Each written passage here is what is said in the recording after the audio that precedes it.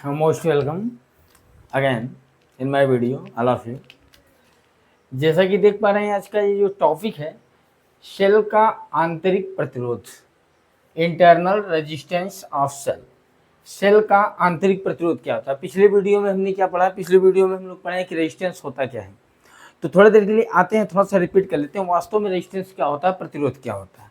ये प्रतिरोध उत्पन्न का, प्रतिरोध का मतलब होता है रुकावट। जैसे मान लीजिए कि जब वोल्टेज अप्लाई किया जाता है, वोल्टेज वोल्ट लगाया जाता है, जो विभव जिसको बोलते हैं हिंदी में।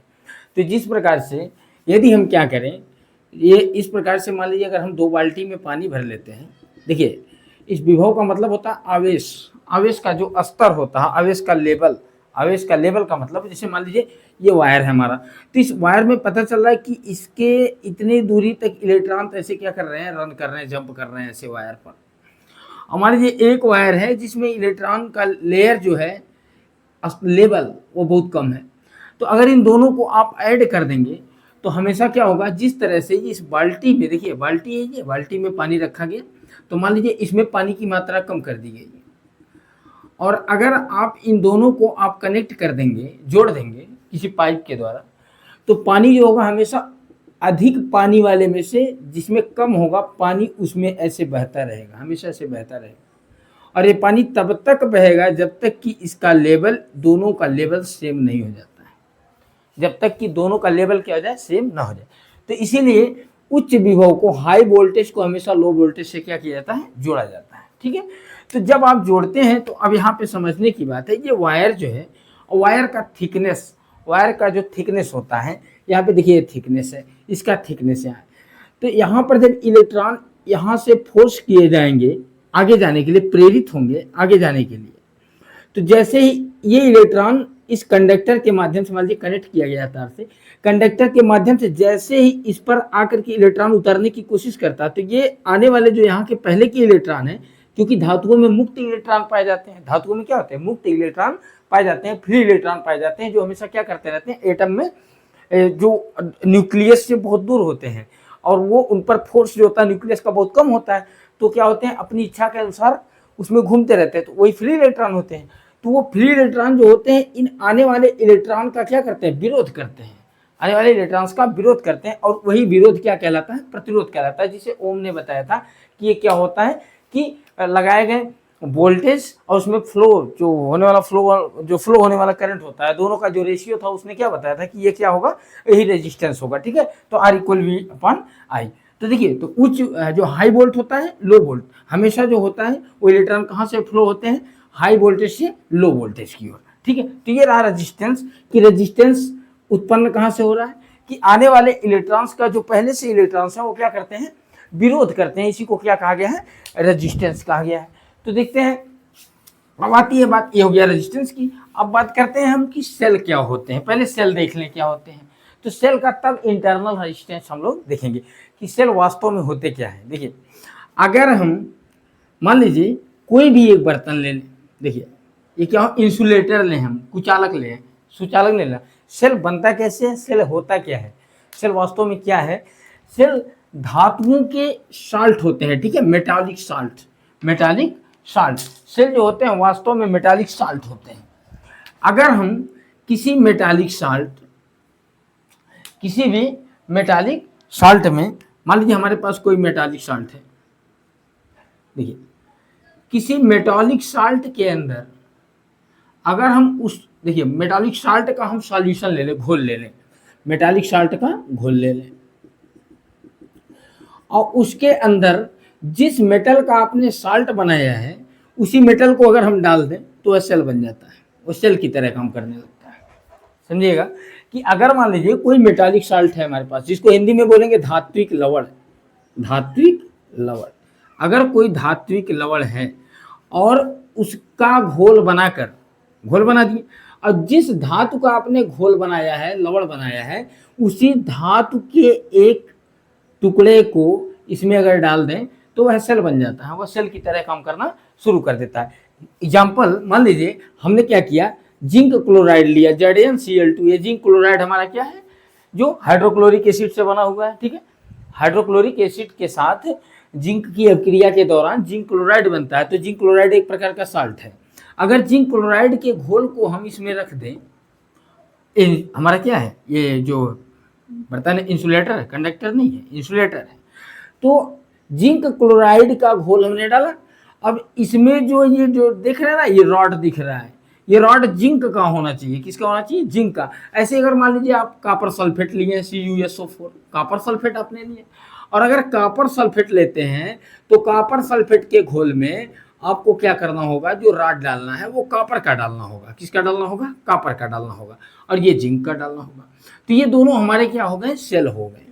यानी जब किसी मेटालिक साल्ट में हम क्या करते हैं, उसी मेटल को डाल देते हैं तो जो सिस्टम बन जाता है, उसी सिस्टम को आप क्या कहेंगे? सेल कहेंगे। इसे सेल के नाम से जाना जाता है। अब बात करते हैं, जब सेल में हम क्या करते हैं, कोई कंडक्टर, जैसे मान लीजिए सेल का प्लेट आप लोग देखे होंगे, एक पॉजिटिव टर्मिनल होता है और एक निगेटिव टर्मिनल होता है। यहाँ पे एक सेल बनाया गया है, देखिए एक सेल है, इस सेल को देखें, ये सेल बना हुआ है। इस सेल में अगर हम देखें तो इसका एक पॉजिटिव टर्मिनल होता है, एक निगेटिव टर्मिनल होता है। अगर हम पॉजिटिव टर्मिनल को और निगेटिव टर्मिनल को, दोनों प्लेटों को अगर हम जोड़ देते हैं, किसी कंडक्टर से लगा देते हैं थोड़ी देर के लिए, चलिए एक बल्ब में हमने लगा दिया, मान लीजिए हमारा बल्ब है, बल्ब, चलिए इसके अंदर ये जो होता है ये बना रहता है, इसे टंगस्टन लगा, ऐसे लगा हुआ। इसके दो पिन पॉइंट होते हैं, दो टर्मिनल्स होते हैं, यहाँ पे दो लगा हुआ। अगर मैं क्या करूं, इसको ला करके यहाँ पर और इसको ला करके यहाँ पर, दोनों को मैंने ऐड कर दिया, तो ये जो हमारा कंडक्टर होता है, बल्ब होता है, वो जलना शुरू कर देता है जैसे ही जोड़ते हैं। अब बात करते हैं कि यहाँ पर रेजिस्टेंस कहाँ कहाँ जनरेट हो रहा है। देखिए, जब भी किसी वायर में आप करंट फ्लो कराते हैं तो वायर हीट होने लगता है, ठीक है। इसका एग्जाम्पल और भी है। अगर आप देखिए किसी पतले वायर में, ध्यान से देखिएगा, किसी पतले वायर को मान लीजिए यहाँ से आपका मेन सप्लाई आया हुआ है गांव के बाहर, जो भी आपका 440 वोल्ट 220 वोल्ट है आया हुआ है, और यहाँ से ये गांव का कनेक्शन गया हुआ है गांव के अंदर, और यहाँ से आपने क्या किया, एक दो पतले पतले तारों को ला करके आपने अपने घर में मेन बोर्ड में बैठा दिया। ध्यान से देखिए, इसका रेजिस्टेंस कम है, इसका रेजिस्टेंस कम है। अब आप क्या कर रहे हैं कि मान लीजिए आपके पास कोई ऐसे प्रेस है, ऐसे प्रेस, कपड़ा जिससे प्रेस करते हैं, ऐसे आपके पास ऐसे बना हुआ है एक कपड़ा प्रेस करते हैं। इसके वायर की सप्लाई अगर आप इसमें दे देते हैं तो तुरंत ये क्या होता है, ये तार गल करके गिर जाता है। इसका रीजन क्या है? क्योंकि इसका रेजिस्टेंस ज़्यादा है। देखिए, इसका रेजिस्टेंस ज़्यादा है, इसके रेजिस्टेंस से ज़्यादा है।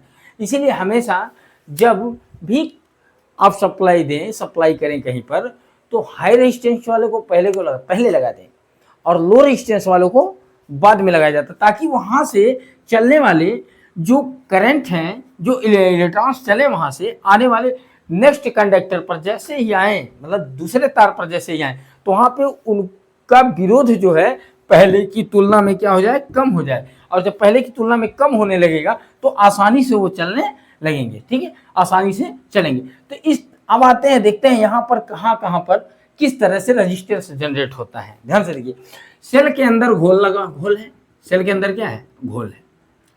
ये घोल है तो इसमें positive negative two types of ions होंगे, पॉजिटिव होंगे और निगेटिव होंगे।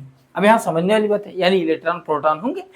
तो निगेटिव जो होते हैं, निगेटिव आयंस किस पर जाएंगे, निगेटिव आयंस जितने भी होंगे, जो पॉजिटिव टर्मिनल होगा उसके ऊपर जाकर के चिपक जाएंगे। और पहले वीडियो में बताया जा चुका है, पहले की वीडियो में बताया गया है कि उसमें जो इलेक्ट्रॉन, धातुओं में विद्युत धारा जो बहती है, इलेक्ट्रिसिटी फ्लो होता है मेटल में, वो कहाँ से होता है, वो इलेक्ट्रॉन्स के मूव करने से होता है। इसका मतलब इलेक्ट्रॉन मूव करेंगे तो पॉजिटिव टर्मिनल से किधर चलेंगे, निगेटिव की ओर चलेंगे। तो देखिए, यहाँ से इलेक्ट्रॉन निकल करके आते हैं और उसके बाद ऐसे रन करते हुए ऐसे, फिर ऐसे घूमते घूमते घूमते घूमते यहाँ पर जाके एंटर करते हैं। अब बात समझने की है, सेल के बाहर जो भी सिस्टम दिख रहा है, सेल के बाहर जो इलेक्ट्रॉन आ रहे हैं वो पॉजिटिव टर्मिनल से किधर जा रहे हैं, निगेटिव की ओर जा रहे हैं, पॉजिटिव टू निगेटिव ये जा रहे हैं। देखिए, पॉजिटिव से किधर जा रहे हैं, निगेटिव की ओर जा रहे हैं। सेल के बाहर देखिएगा, ये पॉजिटिव टर्मिनल है और ये क्या है, निगेटिव। यहाँ से इलेक्ट्रॉन निकले और इधर से जाकर के फिर एंटर करते हैं इसमें। अब बताइए, सेल के अंदर जैसे ही ये इलेक्ट्रॉन जो आ रहे हैं, यहाँ से चल के जा रहे हैं, सेल के अंदर जैसे ही जाना शुरू करेंगे तो इसके अंदर जो मौजूद उपलब्ध पहले से ही इलेक्ट्रॉन है वो आने वाले इलेक्ट्रॉन का विरोध करेंगे, आने वाले इलेक्ट्रॉन का क्या करेंगे, विरोध करेंगे। अब देखिए सेल का घोल भी क्या कर रहा है, रेजिस्टेंस जनरेट कर रहा है। ये जो वायर है आपका, ये तो रेजिस्टेंस जनरेट करेगा ही। तो मान लेते हैं इसका रेजिस्टेंस कैपिटल आर है जो हमने इस डायग्राम में बना रखा है, ठीक है। और सेल के अंदर भी रेजिस्टेंस जनरेट हो रहा है, किसके कारण, सेल के घोल के द्वारा। सेल का जो घोल है, जो सॉल्यूशन है, उस सॉल्यूशन के द्वारा क्या हो रहा है कि यहाँ पर रेजिस्टेंस जनरेट हो रहा है। और जब सॉल्यूशन के द्वारा रेजिस्टेंस जनरेट होगा तो इसी सॉल्यूशन के द्वारा जनरेट किए गए रेजिस्टेंस को इंटरनल रेजिस्टेंस बोला जाता है, जिसे हम स्मॉल आर से डिनोट करते हैं, ठीक है। बात समझ में आई? क्योंकि अब देखिए ये इंटरनल रेजिस्टेंस का मतलब अंदर का रेजिस्टेंस, तो अंदर का रेजिस्टेंस, अंदर प्रतिरोध क्या हो रहा है, इसके अंदर तो बहुत सारे इलेक्ट्रॉन, मेन रिसोर्स तो हमारा, main resource of electricity in this system is only cell, only cell, the cell is the main resource. इस ये जो सेल है ही तो हमारा मेन संसाधन है जिससे हम क्या कर रहे हैं, इलेक्ट्रिसिटी जनरेट कर रहे हैं। तो सेल के अंदर ही मैक्सिमम इलेक्ट्रॉन्स पाए जाएंगे। इलेक्ट्रॉन तो यहाँ भी होंगे क्योंकि ये हमारा वायर है, वायर के अंदर, लेकिन जो फ्री इलेक्ट्रॉन मैक्सिमम होंगे वो कहाँ होंगे, सेल के अंदर होंगे। तो जो यहाँ से चल करके इलेक्ट्रॉन ऐसे जाएगा घूम करके, तो सेल क्या करेगा, सेल के अंदर जो पहले से इलेक्ट्रॉन उपलब्ध है वो आने वाले इलेक्ट्रॉन का विरोध करेंगे। तो सेल के अंदर अगर कोई पूछे कि सेल के अंदर इलेक्ट्रिसिटी यानी इलेक्ट्रॉन कहाँ से फ्लो होते हैं, तो सेल के अंदर देखिए निगेटिव से पॉजिटिव की ओर जाते हैं, और जबकि सेल के बाहर की बात करें तो पॉजिटिव से निकल कर कहाँ जाते हैं, निगेटिव की ओर जाते हैं। ये भी बात याद करने की है कि सेल के बाहर क्या होता है, जो करंट फ्लो होता है हमारा, जो चार्ज फ्लो होता है वो क्या होता है, पॉजिटिव से निगेटिव की ओर। लेकिन सेल के अंदर की बात करें तो निगेटिव से किधर चलता है, पॉजिटिव की ओर, यानी धन की दिशा से ऋण की, सॉरी बाहर क्या होगा, धन से ऋण की दिशा में, और सेल के अंदर ऋण से धन की दिशा में, ठीक है। तो ये रही बात इनके चलने की दिशा, इलेक्ट्रॉनों के चलने की दिशा। इलेक्ट्रॉनों की चलने की दिशा सेल के बाहर कहाँ होती है, धन से ऋण की ओर, और सेल के अंदर कहाँ होती है, ऋण से धन प्लेट की ओर। और जैसे ही दोनों प्लेट को आप जोड़ते हैं तो ये जो तार होता है, वायर होता है, वायर के फ्री इलेक्ट्रॉन रेजिस्टेंस जनरेट कर देते हैं। इसी रेजिस्टेंस को हम बोलते हैं, ये मेन रेजिस्टेंस होता है, ठीक है, ये मेन रेजिस्टेंस होता है। और इसका वैल्यू होता है आर, रेजिस्टेंस इक्वल होता है V/I, जो ओम्स लॉ में आप लोग को बताया गया है कि ओम के नियमानुसार ये सूत्र बताया गया है, फार्मूला है कि प्रतिरोध बराबर होता है, रेजिस्टेंस इक्वल होता है applied potential by electricity, electric current, यानी the flowing current, the ratio of applied potential and flowing current is known as the resistance according to the Ohm's law, Ohm's के नियम के अनुसार। तो अब बात करते हैं कि इंटरनल रेजिस्टेंस जो होता है वो कब कम होता है, किस किस चीजों पर डिपेंड करता है, किन किन चीजों पर डिपेंड करता है। तो ध्यान से देखिए, ये जो प्लेट है ना, देखिए प्लेट, इन प्लेटों के बीच का अगर डिस्टेंस आप बढ़ा दें, ध्यान से देखिएगा, दो प्लेटों के बीच का डिस्टेंस बढ़ा देने से रेजिस्टेंस बढ़ जाता है, रेजिस्टेंस तुरंत क्या हो जाएगा, बढ़ जाएगा। अब इसको समझते हैं कि किस तरह से रेजिस्टेंस रिलेटेड होता है। इसके पहले वाले वीडियो में ये भी बताया गया, इस वीडियो का लिंक मैं डिस्क्रिप्शन बॉक्स में डाल दूंगा, उसको आप लोग भाई जा करके देख सकते हैं। जरा देखिए, बताया गया था कि अगर वायर बढ़ जाए, वायर का लेंथ बढ़ा दे, ध्यान से देखिएगा, वायर का लेंथ, उस कॉन्सेप्ट को समझने के लिए आ जाते हैं पिछले कॉन्सेप्ट पे। ये कहता था कि रेजिस्टेंस जो होता है वो डायरेक्ट प्रोपोर्शनल होता है किसके, length of wire. Length of wire यानी तार की लंबाई अगर बढ़ा दी जाती है तो रेजिस्टेंस क्या हो जाता है, बढ़ जाता है। तार की लंबाई बढ़ा देने से रेजिस्टेंस क्या होता है, बढ़ जाता है। और जब तार की लंबाई बढ़ गई रेजिस्टेंस, तो अब बढ़ने से होता क्या है, पहले देखें, तार जब बढ़ता है तो इसका मतलब इलेक्ट्रॉन को ज्यादा डिस्टेंस कवर करना पड़ेगा, यहाँ से यहाँ तक चलना पड़ेगा। तार जब छोटा था, मान लीजिए तार इतना छोटा था, तो यहाँ से सिर्फ यहाँ तक चलना पड़ रहा था। अब यहाँ तार बढ़ा दिया हमने, तो अब इलेक्ट्रॉन को यहाँ से यहाँ तक, यानी इतने, अब यहाँ पे जो भी विरोध करने वाले इलेक्ट्रॉन होंगे ज्यादा हो जाएंगे। तो इसका मतलब क्या हुआ, वो जो डिस्टेंस बन रहा है ना, जहाँ तक उनको चलना पड़ रहा है, डिस्टेंस अगर बढ़ जाए तो रेजिस्टेंस क्या हो जाएगा, बढ़ जाएगा। अब ऐसे यहाँ की बात करें, ध्यान से देखिए, इन दोनों प्लेटों के बीच का डिस्टेंस अगर आप बढ़ा दें, यानी पॉजिटिव टर्मिनल ये और निगेटिव टर्मिनल, ये दोनों जो प्लेट लगे हुए, इन दोनों प्लेट के बीच का डिस्टेंस आप बढ़ाएंगे तो इलेक्ट्रॉन को यहाँ से ज्यादा दूरी तय करना पड़ेगा। डिस्टेंस, दूरी जैसे ही बढ़ेगी तो इनको ज्यादा चलना पड़ेगा, जैसे यहाँ पे बताया गया। और जब ज्यादा चलना पड़ेगा तो रेजिस्टेंस क्या हो जाएगा, बढ़ जाएगा। इसका मतलब प्लेट के बीच का डिस्टेंस बढ़ा देने से क्या होता है, रेजिस्टेंस भी क्या होता है, बढ़ जाता है, ठीक है, रेजिस्टेंस बढ़ जाता है। ई का वैल्यू क्या हो जाएगा, बढ़ जाएगा। ये जो ई लिखा हुआ है सेल के अंदर का इंटरनल रेजिस्टेंस है, और ये सेल के बाहर कंडक्टर का रेजिस्टेंस लिखा हुआ है। अब बात करते हैं, एक हो गया हमारा कि प्लेटों के बीच का डिस्टेंस बढ़ा देने से क्या होता है, रेजिस्टेंस बढ़ जाता है। अब दूसरी बात करते हैं, एक और लिखा गया था फार्मूला कि R inversely proportional to the area, to the area, उसका जो एरिया होता है, देखिए वायर का ए 1/a, ये बताइए। यानी अगर तार की मोटाई को बढ़ा देते हैं, तार की मोटाई को बढ़ा देने से रेजिस्टेंस क्या होता है, कम हो जाता है। अब लेकिन इसमें कैसे कहेंगे इस बात को, इसमें ये समझना है एरिया बढ़ने का मतलब थिकनेस बढ़ जाए, थिकनेस बढ़ जाए। अब बात करते हैं यहाँ थिकनेस, तो प्लेट का थिकनेस ये है पॉजिटिव टर्मिनल का। अगर ये बताइए ये थिकनेस इतना, इसको और मोटा कर दें हम, ध्यान से देखिए। अच्छा, एरिया बढ़ने से रेजिस्टेंस जो होता है वो कम क्यों होता है, इसको समझते हैं पहले। एरिया बढ़ने से रेजिस्टेंस कम क्यों हो जाता है, इसको पहले समझते हैं। मान लीजिए अभी ये एरिया जो है, तार की मोटाई इतनी थी, तो यहाँ पे जगह मान लीजिए 20 लोगों के, यानी 20 इलेक्ट्रॉन आने, एक एग्जांपल लेते हैं, ऐसे ही समझ लेते हैं, 20 इलेक्ट्रॉन के आने की, यानी इस किनारे पर 20 इलेक्ट्रॉन उतर सकते हैं, इतनी जगह है इसमें। तो ये बताइए 20 आने के बाद 20 के बाद अगर कहीं 30 को आना पड़ गया तो परेशानी बढ़ जाएगी, तो बिल्कुल नहीं आ पाएंगे, क्योंकि यहाँ जगह ही कम है, एरिया कम है। लेकिन अगर इस थिकनेस को बढ़ा दें हम और मोटा कर दें तो आसानी से आ जाएंगे कि नहीं आ जाएंगे, आसानी से आ जाएंगे। यानी थिकनेस बढ़ जाने से, एरिया बढ़ जाने से, यहाँ पे जो मोटाई है इसकी मोटाई बढ़ा देने से क्या हो रहा है कि इलेक्ट्रॉन आसानी से आ रहे हैं, और इलेक्ट्रॉनों के आसानी से आने का मतलब क्या होता है कि रेजिस्टेंस क्या हो गया है, कम हो गया है। इसका मतलब जो प्लेट हम डुबोए हुए हैं इस सॉल्यूशन के अंदर, उस प्लेट का जो एरिया होता है अगर बढ़ जाए, प्लेट का क्या कर दें, एरिया हम क्या कर दें, बढ़ा दें, तो उसमें जो रेजिस्टेंस होगा वो क्या हो जाएगा, कम हो जाएगा, ठीक है। प्लेट अगर हम क्या कर दें, प्लेट का एरिया जो डूबा हुआ है ना, उसको अगर हम क्या कर दें, बढ़ा दें, तो वहाँ पर रेजिस्टेंस क्या हो जाएगा, कम हो जाएगा। तो ये दोनों चीज़ें हैं, ठीक है, ये दो चीज़ें आपको मिल गई। अब आते हैं, बात करते हैं कि अगर इस तरह से हो तो इसमें बहने वाला करंट क्या होगा, इसमें बहने वाला करंट क्या होगा।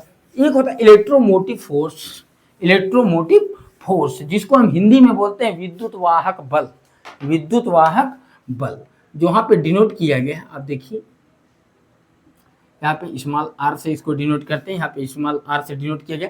ये क्या है, हमारा इलेक्ट्रोमोटिव फोर्स है, विद्युत वाहक बल, यानी विद्युत को ले जाने वाला बल।